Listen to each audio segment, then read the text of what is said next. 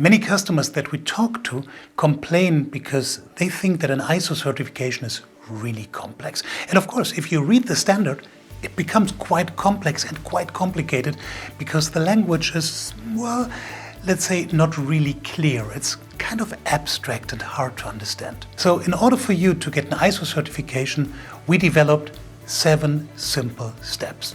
And it's quite simple because it's basically just about good management. In this video, I'm going to explain the 7 steps to you. Step number 1, you define what is important to the success of your company. Well, you know your enterprise, you know your company, you know your market, you know the environmental impact that your company has, or you know the needs for information safety of your company. So this is exactly what the standards want. They want you to be informed, to know exactly, for example, what are the factors that drive customer satisfaction and what are the factors where you might frustrate customers. Let's explain this with ISO 9001 quality management system. For example, what is your market? What are your competitors doing? Something that you really have to think about in order to be a very professional and good company. So in our system, you are able to work with the AI assistant to do a strategic, a very, very small strategic analysis of your company. So after you did that, step 1 is fulfilled. Step number 2, define the goals of your company. So where do you want to be in 1 year or in 2 years or maybe even in 3 years? What is your goal for your customers? Do you want to acquire new customers? Do you want to have happy customers? Well, then set yourself this goal.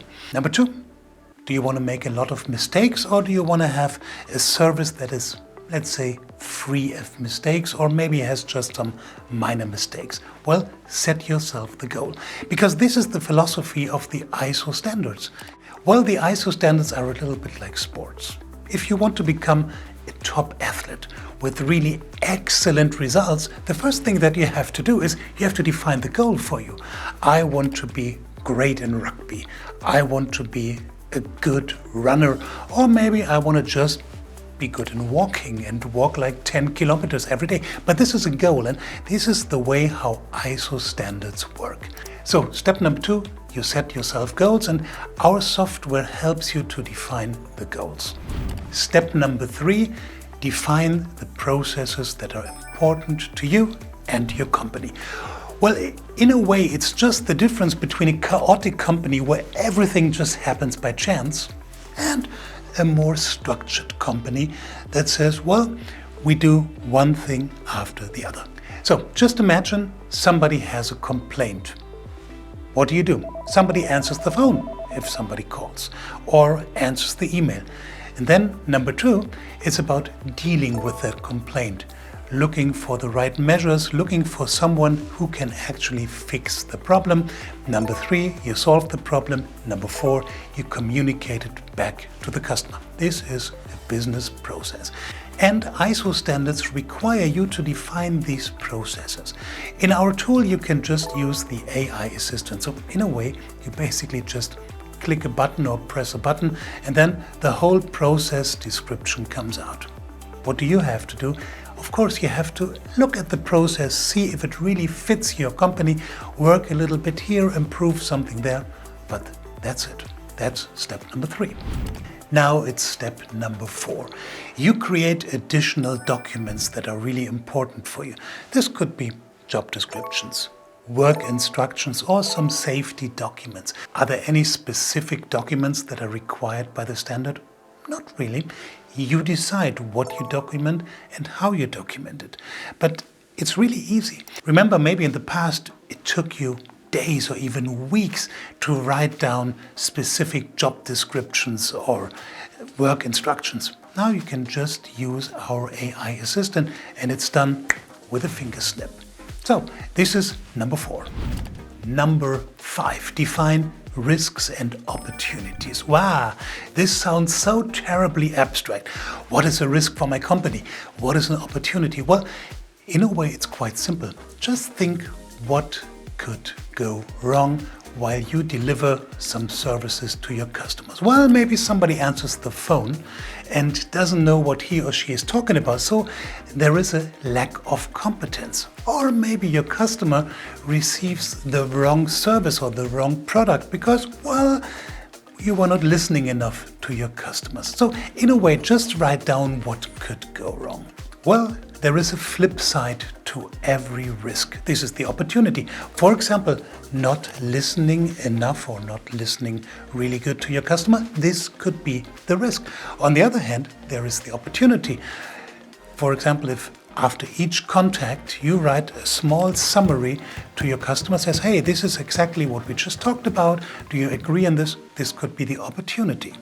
And so the ISO standards always think about risks and opportunities for improvement. Step number 6, evaluate your successes. Well, it's nearly a philosophical question. What is success? Some people might think, well, we're always successful because we are great. Well, are you really? That's the difference between, let's say, just advertisement where everyone is the biggest and the greatest and the best, and ISO standards. ISO standards require you to find a way to measure your success. This can be done with audits, internal audits, and management reviews, and of course, measuring success. You will find all the necessary tools to do that and the necessary documentation within the software. But this is, in a way, very simple. Step number 6. Now, step number 7, create awareness. Awareness among, of course, yourself and your employees, because what is the best process description good for if no one reads it? What is the best job description good for if no one knows about it? So the ISO standards ask for awareness. That basically means you talk to your employees and tell them why you implemented ISO 9001 or 14001 or 27001, creating awareness. Now, what is the proof? You can either have a signature, for example, on a declaration of principles from your employees, or, and this is our method, we make this very easy for you. There is a declaration within the software, step number 7. All of your employees just click on the right button, they acknowledge that they read everything and that they follow the requirements of the management system, and that's it. Test the 7 steps for free. Now we have a special offer for you.